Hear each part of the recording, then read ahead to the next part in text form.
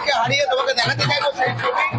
দেখো যারা সমর্থক এবং যারা খেলা দেখছিলেন এখানে, তারা কিন্তু একেবারে উৎসবের মেজাজ। এখানে আবির উঠছে, এখানে বাজি পোড়ানো হচ্ছে, ভারতের জাতীয় পতাকা নিয়ে কিন্তু উৎসব হচ্ছে, এখানে বাজনা বাজানো হচ্ছে।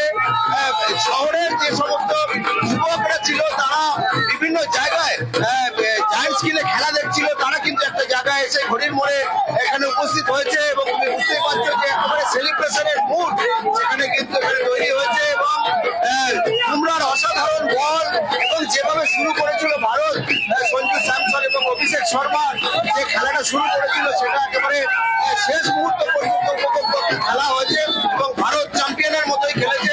আজকে নিউজিল্যান্ডকে হারিয়ে পরপর দুবার কিন্তু টি-20 বিশ্বকাপ তারা জিতে নিয়েছে এবং তার যে উল্লাস, তার যে উন্মাদনা সেটা কিন্তু চোখে পড়ছে। একেবারে এখানে আবির উঠছে,